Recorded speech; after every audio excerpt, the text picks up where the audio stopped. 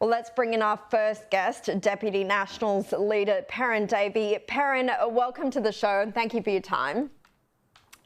I want to start by talking to you. Thanks, Perrin.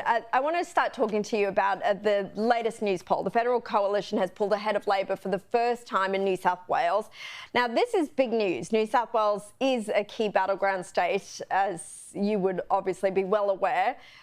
What did you make of this result?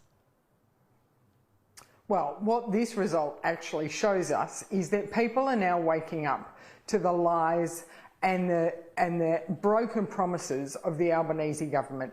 People are realising that life is not easier under Albanese. They are feeling the pain in their hip pockets, and they are seeing a lack of any moves to address it. They are seeing the broken promise of reduced power bills by $275. They're seeing the broken promise of we won't tax your superannuation.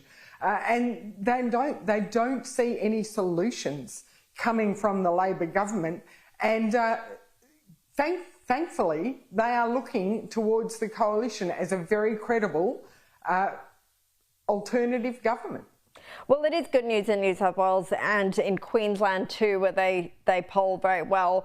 But the coalition has lost significant ground in Western Australia, which did become the key to Labor's 2022 election victory. It also, while it also enjoys a majority support among male voters for the first time, the female vote still favours Labor. How much of a problem do you think WA and the female vote will be for the coalition, and how do they address that?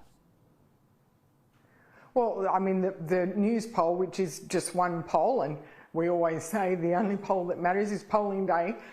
But the fact of the matter is we still have work to do. We have to convince all Australians, regardless of what state they live in, that we are the government for their future, that we have the solutions that will give them a positive and beneficial future, that we will address productivity, we will address power prices, we'll address the cost of living. We have to reassure voters about that. We have to reassure particularly the female voters that our nuclear positive future that we're talking about will be good for them. It will provide their children with decades and generations of job prospects into the future while providing a reliable carbon neutral energy source. In a balanced energy mix. We are not saying zero renewables. We are saying absolutely we need renewables, we need gas, we need nuclear, we need a common sense approach. And we absolutely need to continue talking to all Australians about that. We can't take a look at this one poll and think we've done the job. There's a big task ahead of us and we are up for that challenge.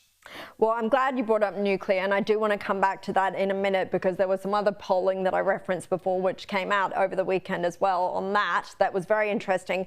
But first I want to ask you about a story that's broken today. The Northern Territory Police Commissioner has announced another curfew in Alice Springs for the next 3 nights due to a recent spike in violent incidents.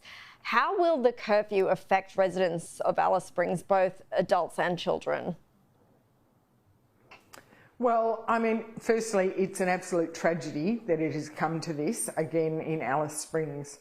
The curfew, I'm sure it's welcome within Alice Springs. It's a short-term, temporary solution. It's a band-aid, so hopefully it stems the bleeding.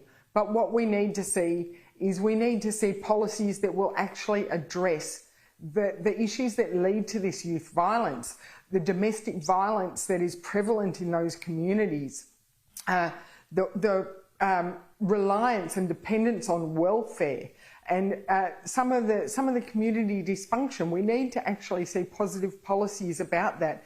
We've seen the principal of the Yupperinya School out and about again today, asking again for support for that school to at least have the capacity to build some boarding facilities so that the children who want to go to school can go and have somewhere safe to rest their heads at night and get the education that will hopefully lift them and their communities out of this vicious cycle that we're seeing.